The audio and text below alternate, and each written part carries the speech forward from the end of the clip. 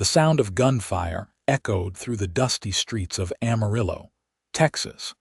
But Teresa Rodriguez barely flinched as she wiped down the bar counter at the Silver Spur Saloon. Her dark eyes focused on the worn wood beneath her hands, as if the repetitive motion could erase the conversation she'd had with Doc Henderson that morning. It was March 1882, and the Texas Panhandle was still wild enough that gunshots were as common as tumbleweeds. But nothing had prepared her for the doctor's quiet words that had shattered her dreams of ever having a family of her own. She was 23 years old, and according to the weathered physician who had delivered half the babies in Amarillo, she would never deliver one of her own. The fever that had nearly killed her 2 years ago had left scars that went deeper than the ones she could see. Damage that meant motherhood would forever remain beyond her reach. Teresa had spent the entire day moving through her duties at the saloon like a ghost, serving drinks and deflecting advances with practiced ease while her heart crumbled inside her chest. The saloon doors swung open, bringing with them a gust of hot Texas wind and a tall figure silhouetted against the late afternoon sun. Teresa looked up, ready to greet another dusty cowboy with whiskey and false cheer, but the words died on her lips when she saw him. Owen Vaughn was relatively new to Amarillo, having arrived about 6 months ago with a string of horses he was breaking and selling to local ranchers. He was 26, with sun-bleached brown hair that touched his collar and eyes the color of storm clouds, and Teresa had noticed him the first time he'd walked into the Silver Spur, because he was different from most of the men who frequented the establishment. Where others grew loud and crude with drink, Owen remained quiet and respectful. Where others leered and grabbed, Owen kept his hands to himself and his eyes on his whiskey.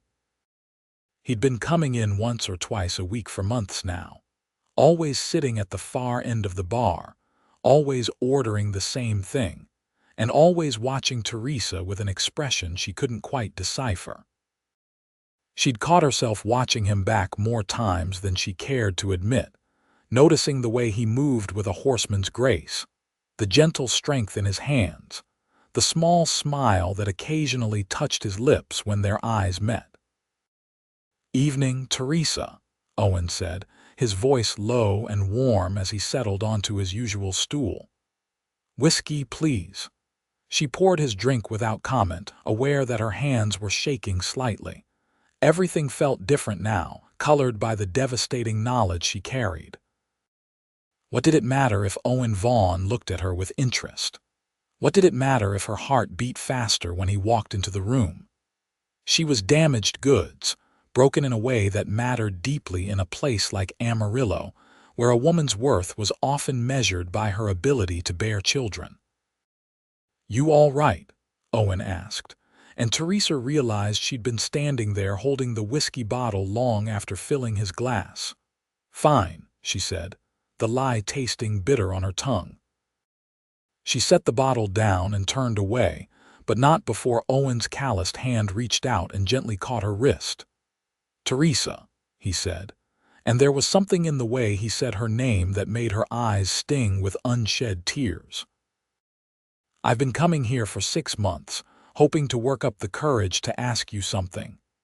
She looked at him then, really looked at him, and saw nervousness in the set of his shoulders, hope in his gray eyes. Her heart constricted painfully because she knew what was coming, and she knew she would have to crush whatever he was about to say. "I know this isn't the most romantic setting," Owen continued, his thumb absently stroking the inside of her wrist in a way that made her shiver. "But I've been alone for a long time, Teresa. Came to Texas after my folks died back in Missouri, figured I'd make a new start. And for the first time since then, I've found myself wanting more than just the next day's work. I'd like permission to court you properly. Take you to dinner, maybe a church social, get to know you better." Teresa felt something inside her break completely. Here was everything she'd secretly hoped for during the long months of catching his eye across the crowded saloon, and it was being offered to her on the worst day of her life. She pulled her wrist free and stepped back, wrapping her arms around herself as if she could physically hold the pieces of herself together. "You don't want to court me," she said quietly. "I'm pretty sure I do," Owen replied with a small smile. "Been thinking about little else for months now." "You don't know anything about me." "Then let me learn." Teresa shook her head, fighting back tears. The saloon was relatively empty at this hour, just a few card players in the corner and old Sam sleeping off his afternoon whiskey by the cold fireplace. Still, this conversation felt far too intimate, too raw for even this sparse audience. "I can't have children," she said abruptly, the words tumbling out before she could stop them. She'd meant to be more tactful, to ease into it somehow, but the day's pain and Owen's unexpected proposal had stripped away her carefully maintained composure. "Doc Henderson told me this morning. The fever I had 2 years ago, it left damage. I'm barren." She watched Owen's face for the inevitable disappointment, the withdrawal, the polite excuse that would send him looking for a proper woman who could give him the sons every man wanted. Instead, his expression softened with something that looked like tenderness. "Then we'll fill our home with love," Owen said simply. As if it were the most obvious thing in the world, Teresa stared at him, certain she'd misheard. "What?" Owen stood, moving around the bar with the confidence of a man who knew his own mind. He stopped a respectful distance away, close enough that she could see the sincerity in his eyes but far enough that she didn't feel trapped. "Teresa, I'm not asking to court your womb," he said, his voice gentle but firm. "I'm asking to court you. The woman who works harder than anyone I've ever seen, who treats everyone with kindness even when they don't deserve it, who has the most beautiful smile I've ever witnessed on the rare occasions she lets it show. That's who I want to know better. That's who I'd be honored to build a life with." "But children," Teresa protested weakly, even as hope began to flutter dangerously in her chest. "Every man wants children." "Do I want children someday?" "Sure," Owen admitted. "But there are children in this world who need homes, who need love. If we decide that's a path we want to walk, we can walk it together. And if we decide it's just the two of us, that would be enough for me too. More than enough if you're the one standing beside me." Teresa's vision blurred with tears, and suddenly she was crying in earnest, great gasping sobs that she couldn't control. Owen made a soft sound of concern and closed the distance between them, pulling her into his arms. She went willingly, pressing her face against his chest as he held her with a gentleness that made her cry harder. He smelled like leather and horses and summer wind, and his hand stroked her dark hair with infinite patience while she soaked his shirt with her tears. "I've got you," he murmured. "I've got you, Teresa." When she finally pulled back, embarrassed by her outburst, Owen produced a handkerchief and gently wiped her face. His own eyes were bright with emotion, and Teresa realized with a start that this rough cowboy had a tender heart hidden beneath his weathered exterior. "I'm sorry," she whispered. "I've been holding that in all day." "Don't apologize," Owen said. "You've had terrible news and you've been dealing with it alone. That stops now if you'll let it. Let me stand beside you, Teresa. Let me court you proper and show you that you're enough exactly as you are." "Yes," Teresa breathed, the word escaping before her fear could stop it. "Yes, I'd like that." Owen's smile transformed his entire face, and Teresa felt an answering warmth bloom in her chest despite the day's pain. He raised her hand to his lips and pressed a gentle kiss to her knuckles, the gesture old-fashioned and sweet. "Then I'll pick you up Sunday afternoon for the church social," he said. "If that's all right with you." "I'd like that very much," Teresa replied, and for the first time since leaving Doc Henderson's office that morning, she felt something other than despair. The next few days passed in a blur of anticipation and anxiety. Teresa confided in her employer, Martha Hayes, who owned the Silver Spur and had become something of a surrogate mother to her since Teresa's own parents had passed. Martha was a stout woman in her 50s with iron-gray hair and a heart of gold beneath her no-nonsense exterior. "Owen Vaughn is a good man," Martha said firmly when Teresa expressed her concerns. "I've been watching him same as you, girl. He pays his debts, treats people fair, and looks at you like you hung the moon. If he says your situation doesn't matter to him, then it doesn't matter to him. Let yourself be happy." Teresa tried to take Martha's advice to heart as Sunday approached. She spent her small savings on fabric for a new dress, pale blue cotton that brought out the warmth in her brown skin. Martha helped her sew it, the two of them working by lamplight after the saloon closed, their needles flashing as they talked about everything and nothing. "My Tom, God rest his soul, couldn't give me children," Martha said quietly as they worked. "Something about him just wasn't right in that department. We were married 15 years before he passed, and every one of those years was a blessing. We talked about adopting, might have done it too if he hadn't gotten sick. Point is, Teresa, there's more than one way to build a family and more than one way to measure a good life." The words settled something inside Teresa, easing a knot of fear she'd been carrying. By the time Sunday arrived, she was nervous but genuinely excited. Owen came to collect her at Martha's boarding house, where Teresa rented a small room on the second floor. He looked scrubbed and pressed in clean denim and a white shirt, his hat in his hands and his expression somewhere between awestruck and terrified when he saw her in her new dress. "You look beautiful," he said, the words simple but absolutely sincere. "Thank you," Teresa replied, feeling herself blush. "You look very handsome yourself."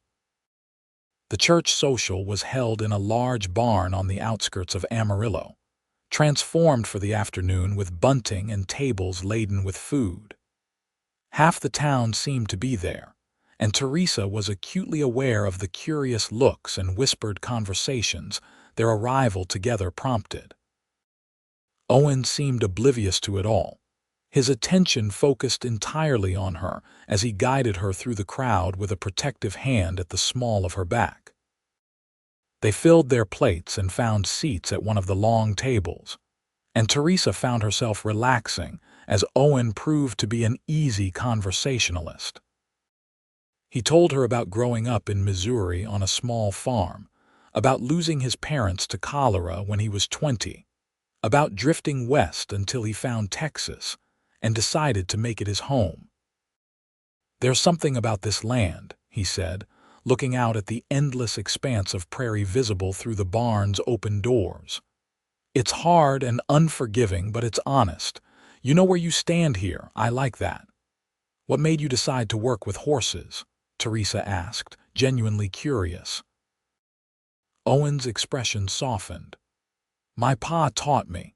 He had a way with them, could gentle the most skittish animal with patience and kindness. He always said a horse could tell the measure of a man within minutes, and if you wanted their trust, you had to earn it. I guess I liked that philosophy. It seemed more honest than a lot of what I saw in the world." "You talk about him with such love," Teresa observed. "You must miss him terribly." "Every day," Owen admitted, "but I try to live in a way that would make him proud. That's all any of us can do, right? Honor the people we've lost by being the best version of ourselves." Teresa found herself sharing her own story in return, telling Owen about her parents who had run a small restaurant in Amarillo, until a fire claimed both the business and their lives 3 years ago.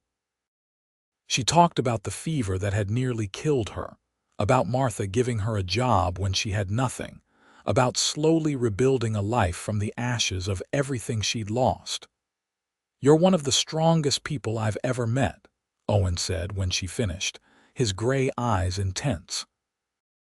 To have gone through all that and still be standing, still be kind, still find reasons to smile. That takes real courage, Teresa. No one had ever called her courageous before. Damaged, pitiful, unlucky, those were the words she'd heard whispered behind hands. But courageous. That was new, and it settled into her heart like a warm coal, kindling something that felt suspiciously like hope. They danced when the fiddlers started playing, Owen's hand firm at her waist as he guided her through a waltz. He wasn't particularly skilled, but he was earnest, and Teresa found herself laughing when he apologized for stepping on her toes for the third time. "I'm better with horses than people," he admitted with a rueful grin. "I don't know," Teresa teased.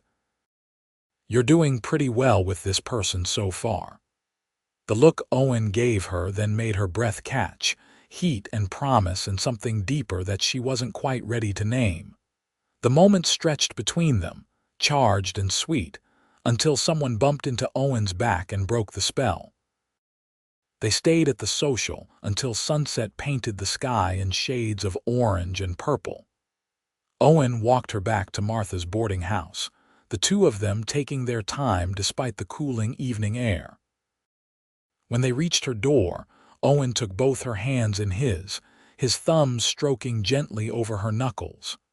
"I'd like to see you again," he said. "Often, if you're willing. I meant what I said, Teresa. I want to court you properly with an eye toward building something lasting." "I'd like that too," Teresa whispered, and then, gathering her courage, she leaned up and pressed a gentle kiss to his cheek. "Thank you for a wonderful day, Owen." His smile could have lit the entire town. "The pleasure was all mine. I'll see you Tuesday at the saloon. I'll be there." The courtship that followed was unlike anything Teresa had imagined. Owen was attentive without being possessive, romantic without being improper, and more patient than any man she'd ever known. He took her on picnics out on the prairie, where they would sit on a blanket and watch his horses graze while talking about their dreams and fears. He surprised her with small gifts, nothing expensive but each one thoughtfully chosen. A ribbon the exact color of her favorite dress, a book of poetry she'd mentioned wanting to read, wildflowers picked fresh each morning. He also introduced her to his work, and Teresa found herself fascinated by the way he gentled horses. She would sit on the fence rail and watch him work with the wild-eyed mustangs he'd caught or purchased, his voice low and soothing as he slowly earned their trust. There was something almost hypnotic about it, the way horse and man circled each other, the gradual softening of fear into curiosity into acceptance. "You have to meet them where they are," Owen explained one warm afternoon in early May. They'd been courting for 2 months, and Teresa had taken to spending her free time at the corral Owen rented on the edge of town. "Can't force them, can't rush them. You have to prove you're worthy of their trust, and that takes time and consistency. But once you have it, once they decide to give themselves to you, there's no stronger bond." "Is that how you approach everything in life?" Teresa asked, watching him run gentle hands down a gray mare's neck. Owen looked at her then, his expression serious. "It's how I'm approaching you," he said quietly. "I want you to feel safe with me, Teresa.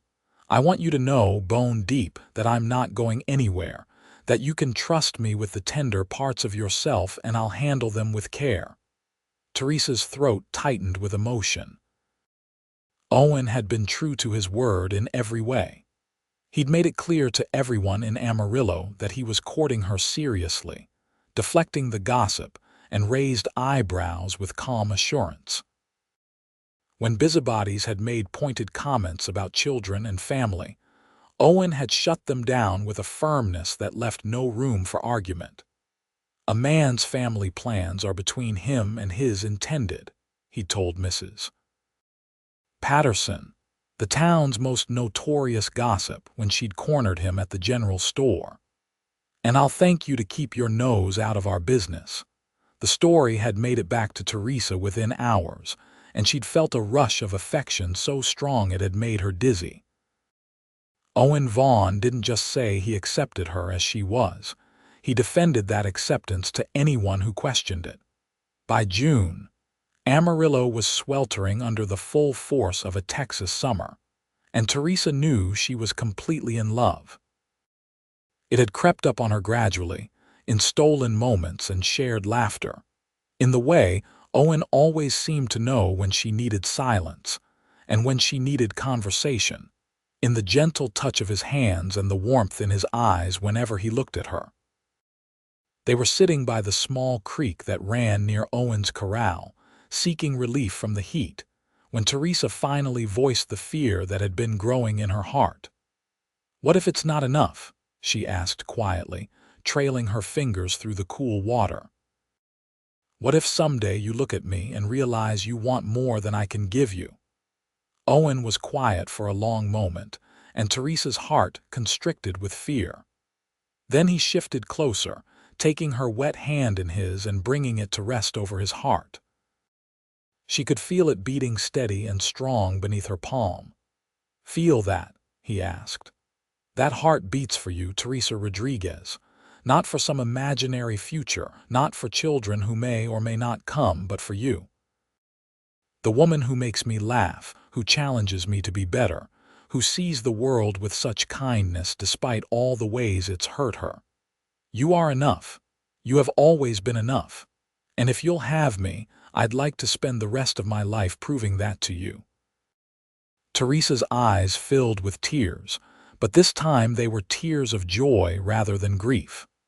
"Are you asking what I think you're asking?" Owen reached into his pocket and pulled out a simple gold ring. It wasn't fancy, just a thin band with a small garnet stone, but it was the most beautiful thing Teresa had ever seen. "I know we've only been courting a few months," Owen said, his voice slightly nervous. "But I'm 26 years old and I know my own heart. I love you, Teresa. I want to marry you, build a life with you, face whatever comes with you by my side. Will you marry me?" "Yes," Teresa breathed, the word barely audible over the burble of the creek. "Yes, Owen, yes." He slipped the ring onto her finger, and then he was kissing her, gentle at first but deepening when Teresa wound her arms around his neck and kissed him back with all the love and hope and gratitude flooding through her. When they finally pulled apart, both breathing hard, Owen rested his forehead against hers. "I promise to spend every day making you happy," he whispered. "You already make me happy," Teresa replied. "You make me feel whole." They were married in late July in Amarillo's small church, with Martha standing up as Teresa's witness and Owen's closest friend, a rancher named Jack Morrison, serving as his. Teresa wore white lace that Martha had helped her sew, and Owen wore his Sunday best with wildflowers pinned to his lapel. The ceremony was simple but heartfelt, and when the preacher pronounced them husband and wife, the kiss they shared felt like a promise of all the good things to come. Owen had spent the previous month building them a small house on the land he'd purchased just outside town, a simple 2-room structure with a covered porch and windows that let in the morning light. It wasn't much, but he'd built it with his own hands, and Teresa loved every imperfect inch of it. Their wedding night was tender and sweet, Owen taking his time to show Teresa with his body what he'd already shown her with his words and actions, that she was cherished, desired, wholly loved. Afterward, they lay tangled together in the darkness, and Teresa felt a peace she'd never known before. "No regrets?" she asked softly, needing to hear it one more time. "Not a single one," Owen replied firmly. "I married exactly who I wanted to marry. You're my home now, Teresa Vaughn." Teresa smiled in the darkness, loving the sound of her new name. "And you're mine." The first months of marriage were an adjustment, learning to share space and make decisions together, navigating the small conflicts that arose from two independent people becoming a partnership. But through it all, Teresa was struck by how much she and Owen genuinely liked each other. He made her laugh with his dry observations about life in Amarillo. She softened his rough edges with her gentle teasing. They worked together easily, falling into a rhythm that felt natural and right. Teresa continued working at the Silver Spur, though Martha had offered to let her stop now that she was married. But Teresa found she liked the work, liked the independence of earning her own money, and the social connections the saloon provided. Owen supported her decision without question, sometimes stopping by at the end of her shift to walk her home, his presence enough to discourage any overly friendly drunks from getting ideas.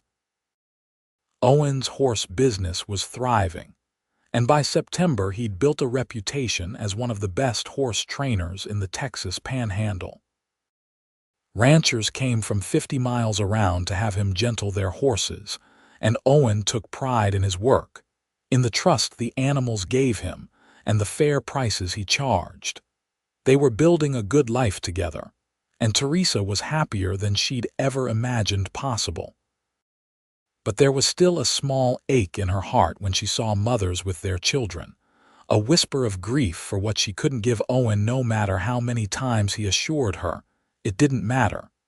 It was late October when everything changed. Martha came to Teresa one afternoon before the saloon opened, her expression troubled. "Got something to tell you," Martha said, settling heavily onto a bar stool. "Judge Crawford's daughter passed yesterday. The consumption finally took her. Poor thing was only 22. Teresa crossed herself instinctively, her heart aching for the young woman she'd known slightly. "That's terrible. And her baby." "That's the thing," Martha said quietly. "She's got a little boy, just turned 2. The judge and his wife are too old to raise a toddler, and there's no other family. They're looking for someone to take him in, someone who'll love him proper. I thought of you and Owen." Teresa's heart began to pound. "A child. A little boy who needs a home," Martha corrected gently. "I know you and Owen talked about maybe adopting someday. Seems like someday might be now if you're interested. No pressure, mind you, but I wanted you to know before they start looking further afield." Teresa's mind was racing. She and Owen had discussed adoption in abstract terms, something they might consider in the future once they were more established. But a 2-year-old who needed a home right now, that was concrete and immediate and terrifying and wonderful all at once. "I need to talk to Owen," she said. "Of course you do," Martha agreed. "Take the rest of the day. This is too important to rush." Teresa found Owen at the corral, working with a chestnut gelding that had been giving its owner trouble. She watched him for a moment, this good man who had given her so much, and tried to gather her thoughts. When Owen caught sight of her, his expression shifted immediately to concern. "What's wrong?" he asked, crossing to her quickly. "Are you all right?" "I'm fine," Teresa assured him. "But I need to talk to you about something important." They sat on the porch of their little house, and Teresa explained about Judge Crawford's grandson, about Martha's suggestion, about the opportunity to give a child a home much sooner than they'd anticipated. Owen listened without interrupting, his expression thoughtful. "What do you think?" Teresa asked when she finished. "Is it too soon? Are we ready for this?" Owen took her hand, his thumb tracing over her wedding ring. "I think a little boy needs parents, and I think we could be those parents." "But Teresa, this has to be what you want too, not something you're doing because you think you owe me a child. Do you want this?" Teresa searched her heart and found the answer was surprisingly clear. "Yes," she said. "I want to meet him. I want to see if we might be right for each other." Owen's smile was like sunrise. "Then let's go talk to the judge."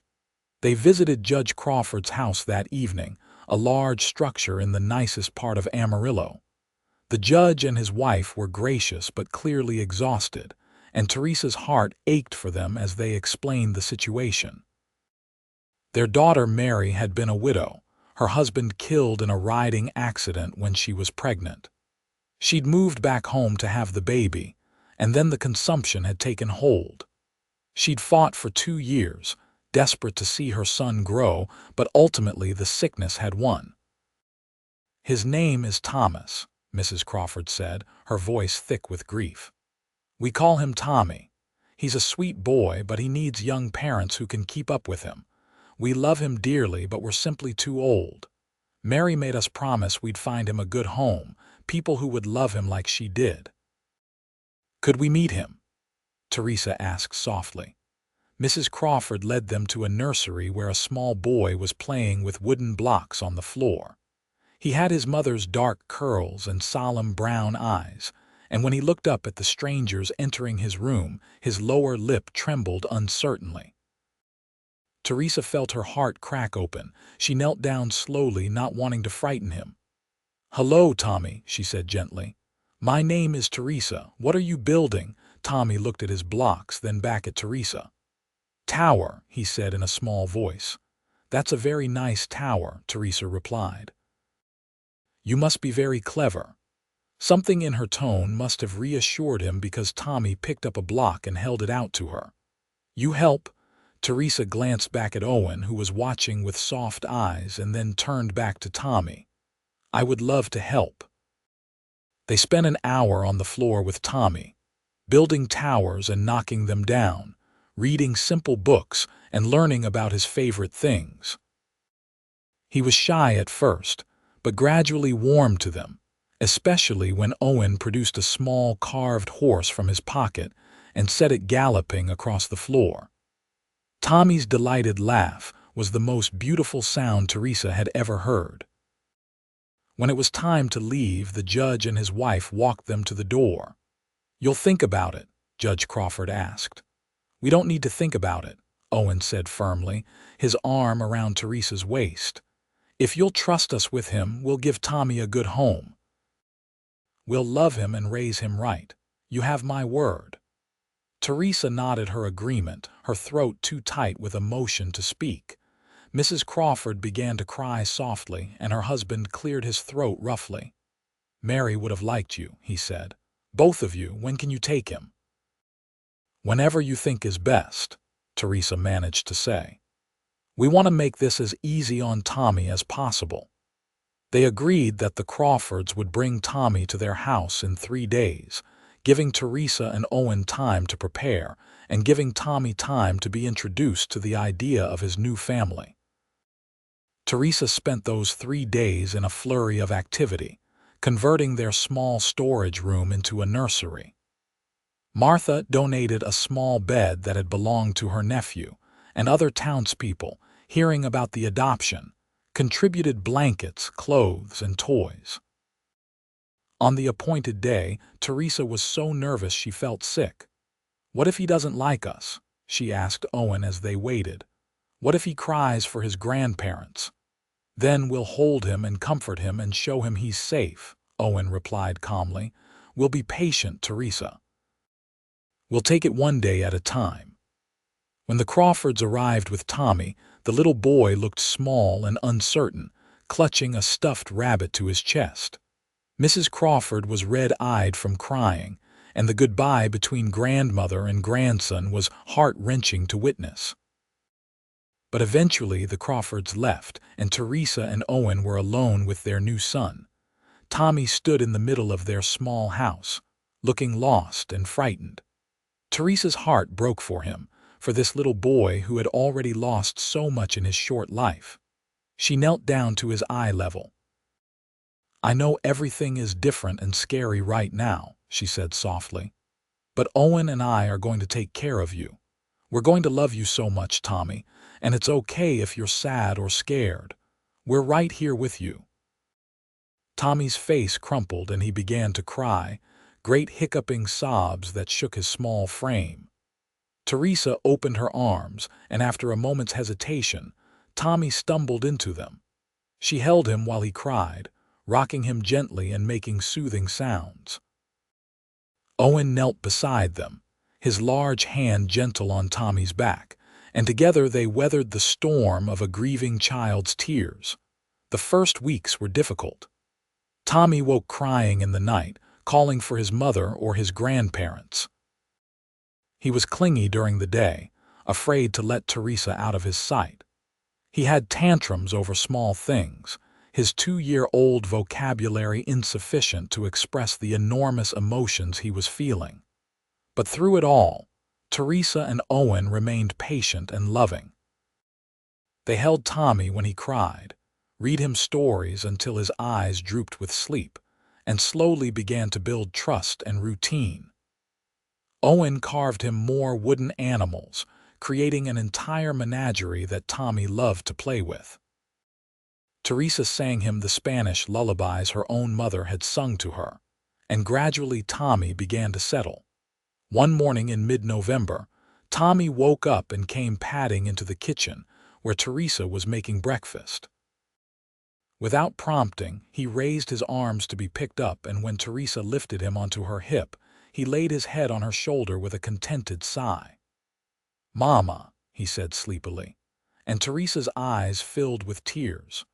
Owen, who had just come in from feeding the horses, met her gaze across the room. The love and happiness in his expression mirrored her own overwhelming emotion. "Yes, sweet boy," Teresa whispered, pressing a kiss to Tommy's curls. "Mama's here." From that day forward, Tommy blossomed. He was still a typical 2-year-old, alternately charming and frustrating, but he was their 2-year-old. He followed Owen around the corral, fascinated by the horses. He helped Teresa with simple tasks, standing on a stool to stir batter or handing her clothespins from the laundry basket. He learned to say "Papa" with the same ease he said "Mama." And the first time he spontaneously hugged Owen and said, "Love you, Papa." Teresa watched her strong husband's eyes go glassy with tears. The judge and his wife visited occasionally, and while those visits were bittersweet, they expressed their gratitude that Tommy was thriving. "Mary would be so happy," Mrs. Crawford said one afternoon, watching Tommy play in the yard. She wanted him to have a real family, people who would love him unconditionally. "You've given him that."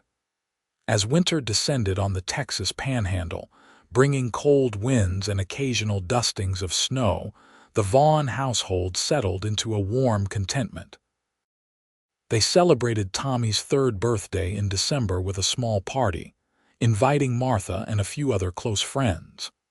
Tommy was delighted with his cake, and the rocking horse Owen had spent weeks carving, and that night as they tucked him into bed, he smiled up at them with pure happiness.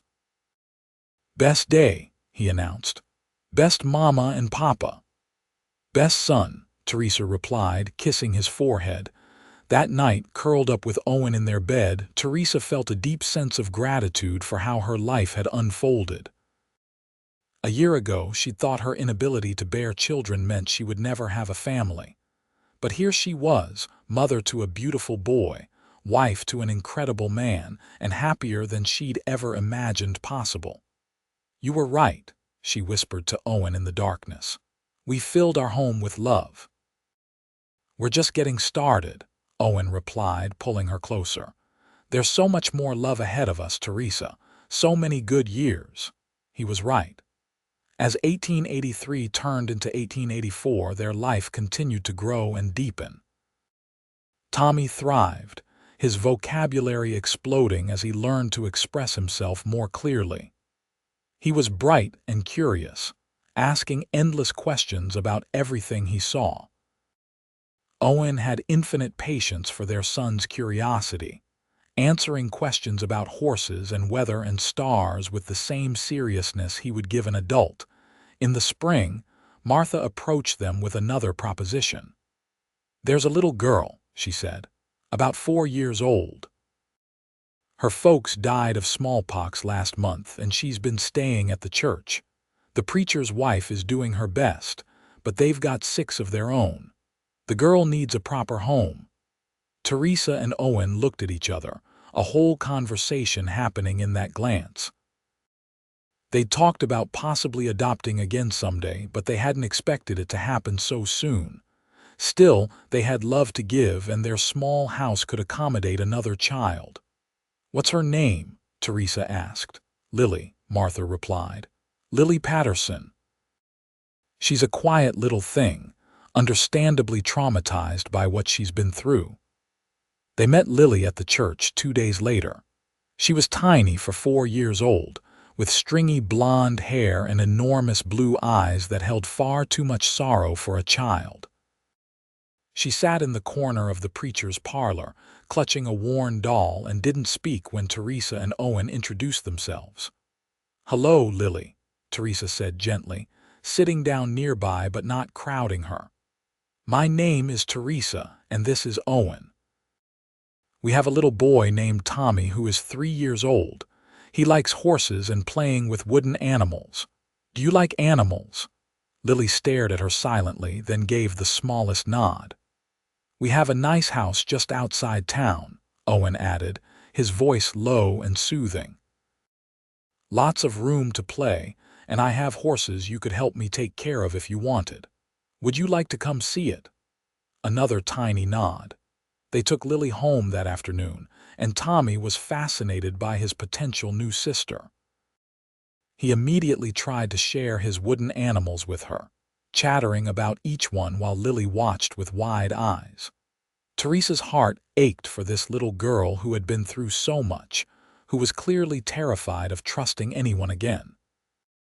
The preacher's wife had explained that Lily had watched her parents sicken and die, had been alone in their small homestead for 2 days before neighbors found her. The trauma had rendered her almost mute, and she flinched at sudden movements or loud noises. "She needs time and patience," the preacher's wife had said, "and more love than one family can spare right now." Teresa was determined to give Lily exactly that. She approached the traumatized child the same way Owen approached his frightened horses, with patience, consistency, and gentle persistence. She didn't push Lily to talk or engage, just made sure the girl felt safe and cared for. She prepared favorite foods, read stories aloud, and gave Lily space to process her grief. Owen was equally patient, his natural gentleness a perfect complement to Lily's fear. He never made sudden movements around her, always spoke quietly, and gradually included her in his daily routines without demanding participation. He'd lift her onto the fence to watch him work with horses, explaining what he was doing in a soft voice, and slowly, Lily began to relax around him. Tommy, with the resilience and acceptance of a 3-year-old, simply treated Lily like she already belonged. He'd bring her toys, try to hold her hand, and chatter at her endlessly, even though she rarely responded. His unconditional acceptance seemed to reach Lily in ways adult reassurance couldn't. It took 3 weeks before Lily spoke her first words to them. Teresa was tucking her into the small bed they'd set up in the nursery when Lily's small hand caught her sleeve. "Stay," Lily whispered, her voice rusty from disuse. Teresa's throat tightened with emotion. "Of course, sweetheart. I'll stay right here until you fall asleep." She sat beside Lily's bed, holding the small hand that gripped hers like a lifeline, and felt something shift in her heart. This broken little girl was theirs now, and they would spend however long it took helping her heal. Progress was slow but steady. Lily began speaking more, usually single words or short phrases, but it was progress. She started to smile occasionally, especially at Tommy's antics. She let Owen lift her onto his shoulders without flinching. And one morning in early summer, she climbed into Teresa's lap while Teresa was shelling peas and stayed there contentedly for an hour, finally relaxed and trusting.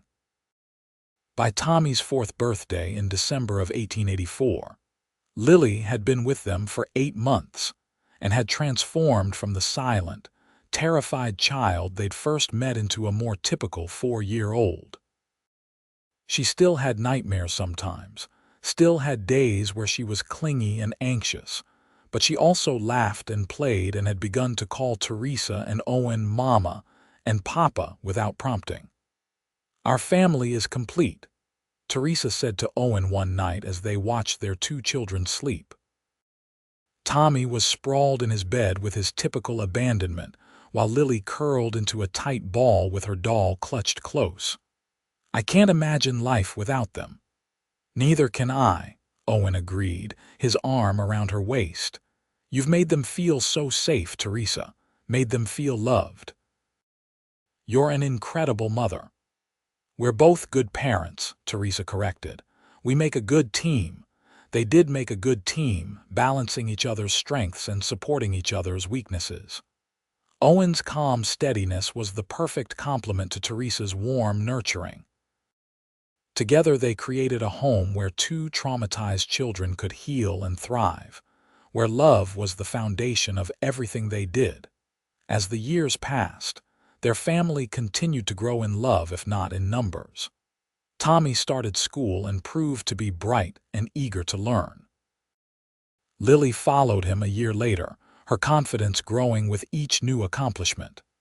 The children were close, Tommy protective of his younger sister, Lily devoted to her big brother. Owen's horse business expanded, and he hired a young man named Charlie to help with the increased workload.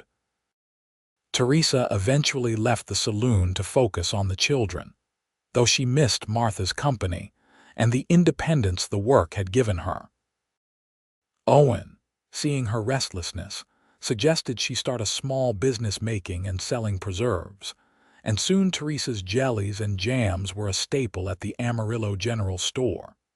In 1886, when Tommy was 5 and Lily was 6, Martha approached them one final time. "I'm getting too old for this," she announced, settling into their kitchen with a cup of coffee. "The saloon's wearing me down and I'm thinking of selling, but I've got a proposition first. There's a boy working in my kitchens, name of Samuel. He's about 9 years old, been on his own since his father died in a mining accident last year. Smart as a whip, that one, and a hard worker, but he needs a real home, not just a job and a cot in my storage room." Teresa and Owen exchanged glances. They'd never discussed adopting a third child, had felt their family was complete. But Martha wouldn't have brought it up if it wasn't important. "We'd like to meet him," Owen said. Samuel turned out to be a wiry boy with dark hair, sharp green eyes, and a defensive attitude that barely concealed his desperate need for stability.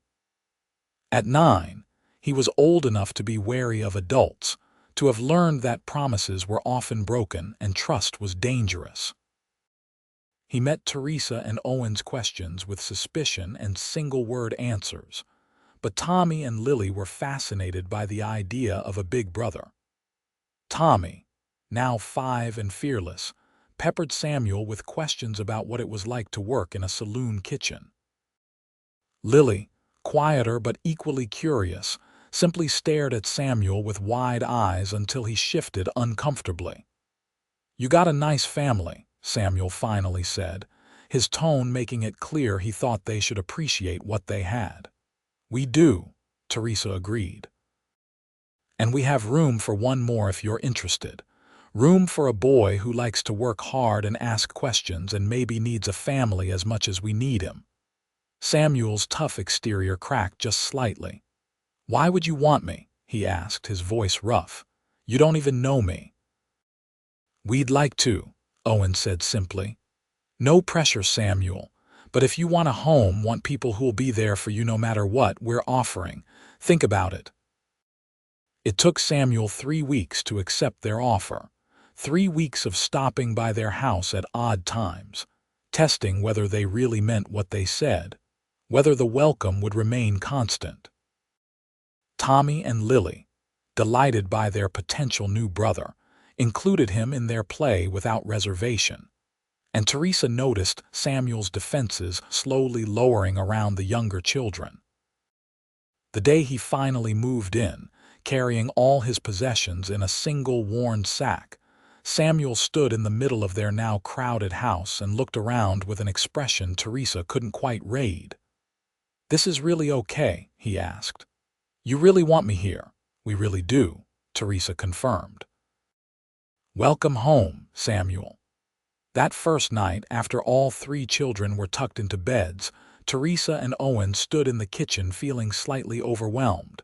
Their little two-room house was bursting at the seams with three children. "We need more space," Owen said, stating the obvious. "We do," Teresa agreed.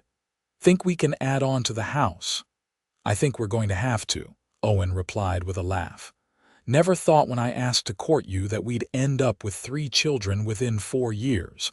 Not complaining, mind you, just surprised by how life unfolds."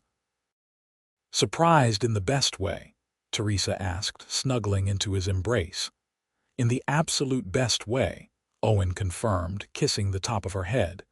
"You've given me everything I never knew I wanted, Teresa Vaughn. A home full of love and laughter and children who need us. I'm the luckiest man in Texas." They spent the winter of 1886 planning additions to their house, and in the spring, with help from friends and neighbors, they added 2 more rooms and a second story. The children were thrilled with the expanded space, Tommy and Samuel sharing one room while Lily finally got her own small space. Teresa and Owen's bedroom upstairs gave them a much-needed retreat. Samuel settled in gradually, his defensive walls coming down inch by inch as he realized the Vaughns weren't going to abandon him. He was helpful around the property, good with horses, and surprisingly patient with his younger siblings. Sometimes Teresa would catch him watching them all with an expression of wonder, as if he couldn't quite believe this was his life now. School was harder for Samuel, who had fallen behind during his year of scrambling for survival. But he was smart and motivated, and with evening tutoring from Owen, he began to catch up. Teresa loved watching her husband and oldest son bent over schoolwork together, Owen's patience infinite as he explained concepts until Samuel understood. By 1888, their family had found its rhythm. Tommy was 7 and full of energy, always exploring and asking questions. Lily was 8 and had blossomed into a sweet, creative child who loved drawing and telling elaborate stories. Samuel was 11 and had grown 3 inches, his defensive edges worn smooth by 2 years of consistent love and stability. Teresa was 30, Owen was 32, and they both felt immeasurably blessed by the life they'd built. Their house was always full of noise and activity, their table never quiet, their hearts never empty. They'd taken the devastating news that they couldn't have biological children and transformed it into something beautiful. A family built on choice and love rather than biology. The children knew they were adopted, of course. Teresa and Owen believed in honesty, in honoring the families who had come before. They kept pictures of Tommy's mother, told him stories about her love for him. They talked to Lily about her parents when she asked, keeping their memory alive. And they made sure Samuel knew his father would be proud of the young man he was becoming. "Love is what makes a family," Teresa would tell them. "Blood is just blood, but love, that's what binds us together." In the spring of 1889, Martha finally sold the Silver Spur and retired, buying a small house in town and spending her days gardening and spoiling the Vaughn children. She'd become Grandma Martha to all 3 children, and Teresa was grateful for her continued presence in their lives. "You did good," Martha told Teresa one afternoon as they watched the children play in the yard. Tommy was helping Owen with a horse, Samuel was teaching Lily to whittle, and the scene was one of such domestic contentment that it made Teresa's heart swell. "Remember that day you came to me crying about what Doc Henderson said? Remember how you thought your life was over?" "I remember," Teresa said quietly. "I thought I'd never have a family, that no man would want me. "And look at you now," Martha said with satisfaction. "3 beautiful children, a husband who adores you, a life full of love. Sometimes God's plans are different from ours, but that doesn't make them less good." Teresa nodded, emotion thick in her throat. Martha was right. The path her life had taken wasn't the one she'd expected, but it was more wonderful than anything she could have imagined. That evening, after the children were in bed, Teresa and Owen sat on their porch watching the stars emerge. They'd done this countless times over the years, this quiet time together at the end of busy days, and it never got old. "What are you thinking about?" Owen asked, his arm around her shoulders. "About how different everything is from that day you proposed," Teresa replied. "How scared I was that I'd never be enough for you." "And now," Owen prompted gently. "Now I know I was wrong," Teresa said. "Not because I've given you children, but because you've given me something more valuable, the certainty that I was always enough, exactly as I was. Everything else, all the beauty in our lives, grew from that foundation." Owen pulled her closer, kissing her temple. "You've always been enough, Teresa, but I'm grateful you finally believe it." They sat in comfortable silence, listening to the night sounds of the Texas prairie. Crickets chirping, a horse neighing in the distance, the soft whisper of wind through grass. Inside their house, 3 children slept safe and loved, and tomorrow would bring new adventures, new challenges, new moments of joy. The years continued to unfold with their mixture of ordinary days and extraordinary moments.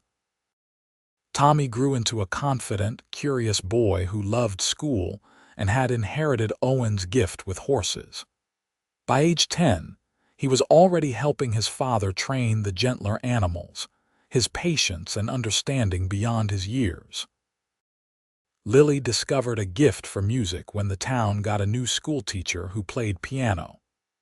The teacher, Miss Anderson, offered to give Lily lessons in exchange for Owen training her horse, and soon the sound of halting piano practice filled the Vaughn home.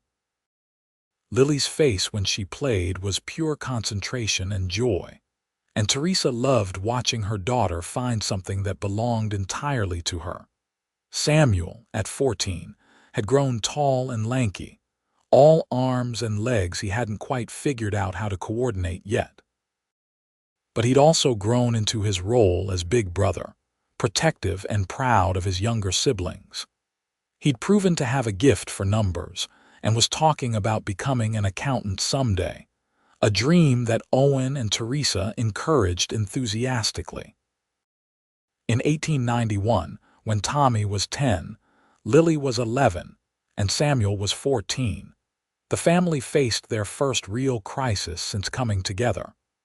Samuel was accused of stealing from the general store, a charge that sent him home in tears of fury and humiliation. The storekeeper, Mr. Jenkins, claimed he'd seen Samuel pocket merchandise, and several townspeople were quick to believe it, remembering Samuel's rough beginnings. Owen and Teresa never doubted their son for a second. They sat Samuel down that evening and asked him calmly what had happened. "I didn't steal anything," Samuel said, his voice shaking with emotion. "I was just looking at the pocket watches because my friend James got one for his birthday. Mr. Jenkins started yelling at me to get out, said he knew my kind, that once a street rat, always a street rat. But I didn't take anything, Papa, I swear." "We believe you," Owen said firmly, "and we're going to get this sorted out." The next morning, Owen and Teresa went to the general store together. Owen's expression was calm, but his eyes were hard as flint. Teresa had never seen her gentle husband angry before, but he was angry now, a cold fury that made him seem suddenly dangerous.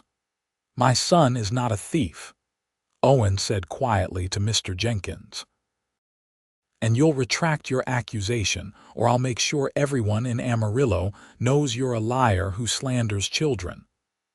"I saw what I saw," Jenkins blustered, but he looked uncertain.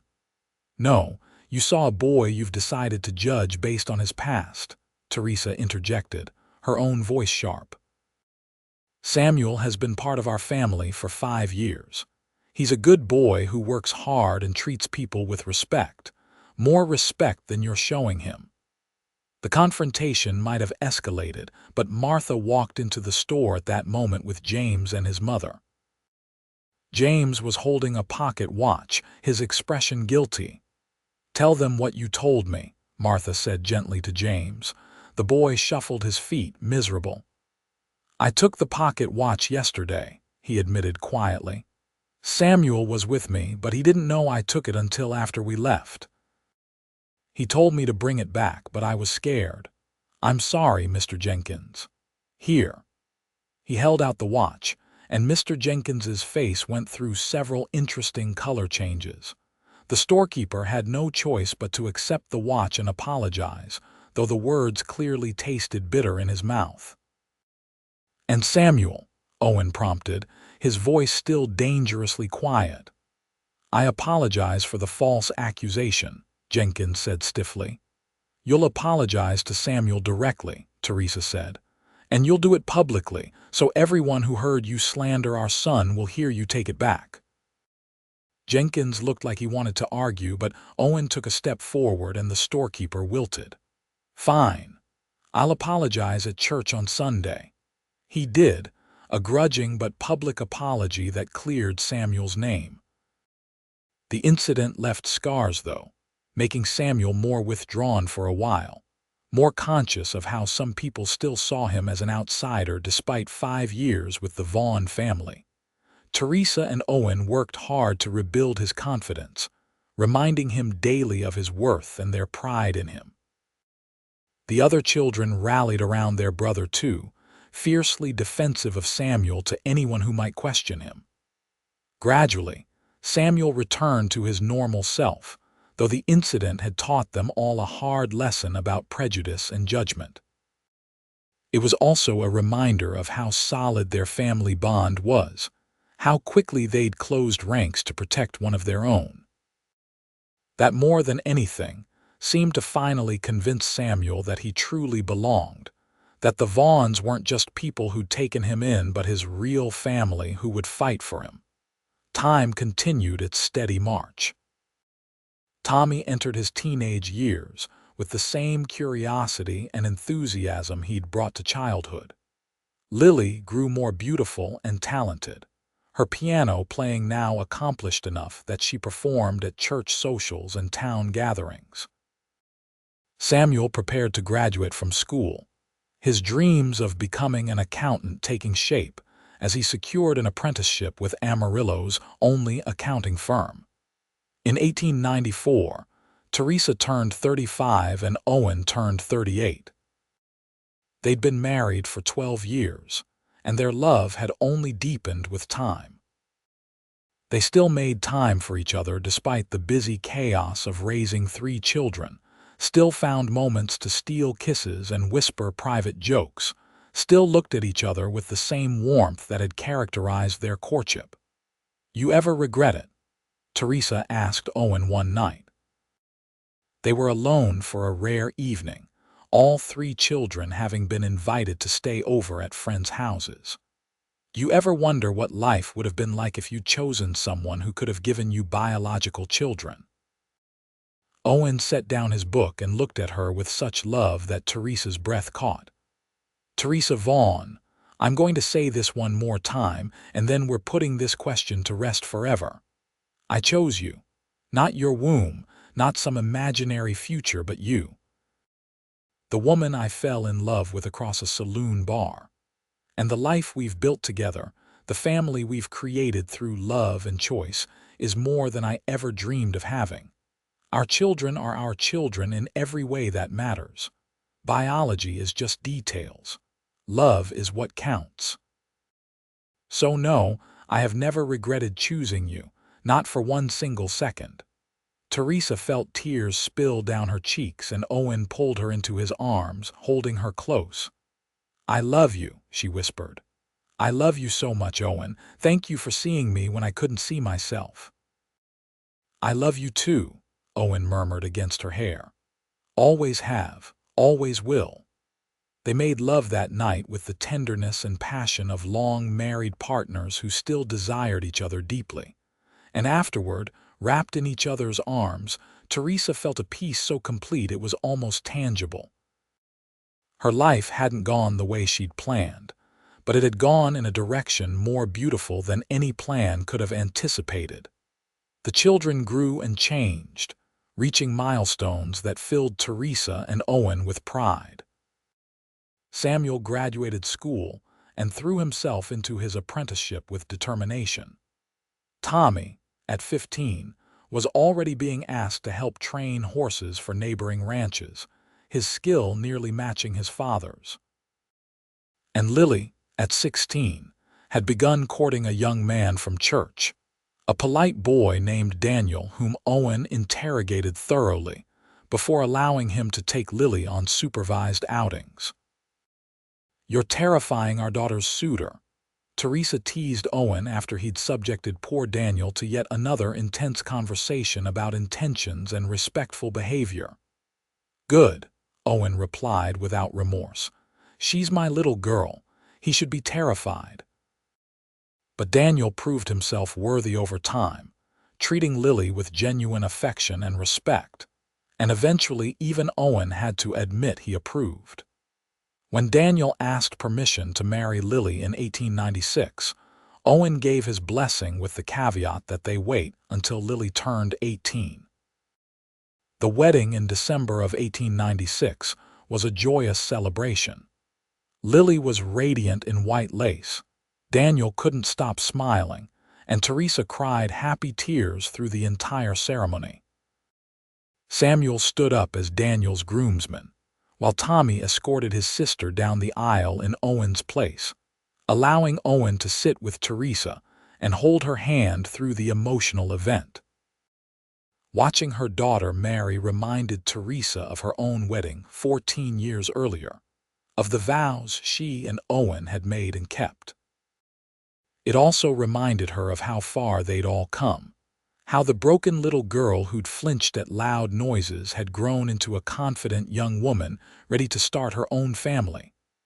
"One down, two to go," Owen whispered to Teresa as they watched Lily and Daniel take their first dance as husband and wife. "Don't rush them," Teresa whispered back. "They're still young." But time didn't stop for parental wishes. Tommy met a girl named Sarah at a barn dance when he was 17, and by the time he was 19, he was sure he wanted to marry her. Sarah was a rancher's daughter with a good head for business and a genuine love for horses, and she and Tommy made a good match. They married in the spring of 1898, and Teresa gained a daughter-in-law she quickly grew to love. Samuel took longer to settle down, focused on building his accounting business. But in 1899, at 22, he met a widow named Catherine who had a young son. Samuel fell hard, and watching him court Catherine with the same determination he brought to everything else made Teresa smile. They married that fall, and suddenly Teresa and Owen had not only daughters and sons-in-law but grandchildren to spoil. Lily and Daniel had their first baby in early 1898, a boy they named Owen Daniel in honor of both grandfathers. Teresa held her grandson for the first time and felt her heart expand in ways she hadn't known were possible. This tiny person was family, connected to them not by blood, but by the choices and love that had built their family from the beginning. By 1900, as a new century dawned, the Vaughn family had grown exponentially. Lily and Daniel had 3 children. Tommy and Sarah had 2. Samuel and Catherine were raising Catherine's son and expecting their first baby together.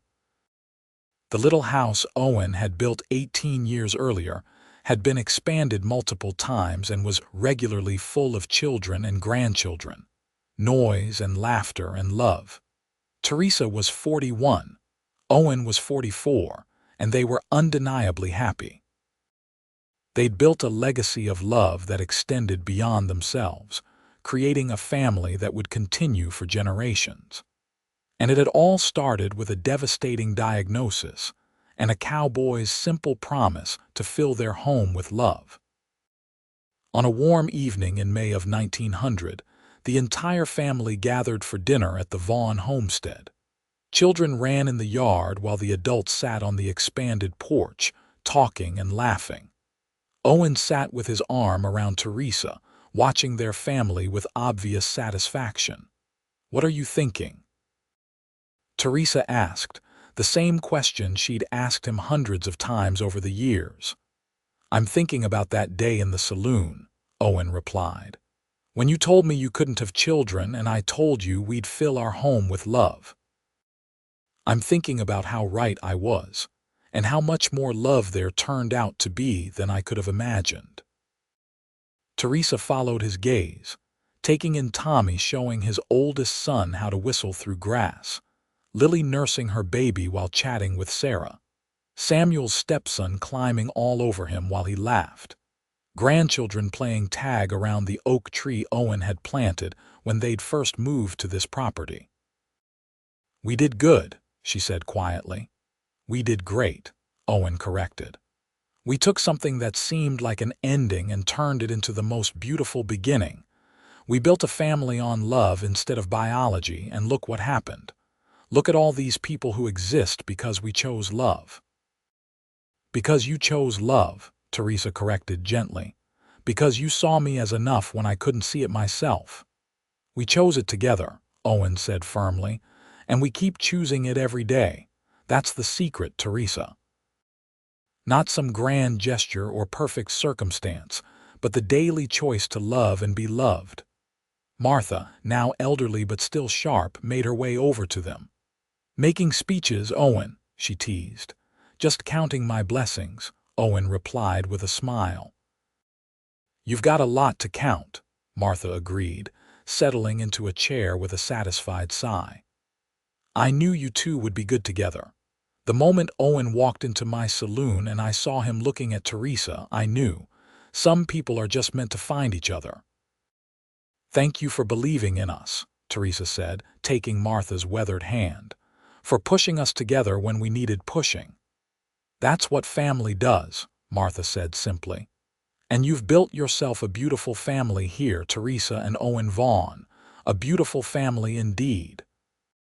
As the sun set over the Texas prairie, painting the sky in shades of gold and pink, Teresa leaned into Owen's embrace and felt profound gratitude for the life they'd created. It hadn't been the life she'd planned or expected, but it was perfect in its own way. Imperfect and messy and loud and full of love. She'd said she couldn't have children, and Owen had replied they'd fill their home with love. He'd been right. They'd filled not just their home but their entire lives with love, creating a legacy that would endure for generations.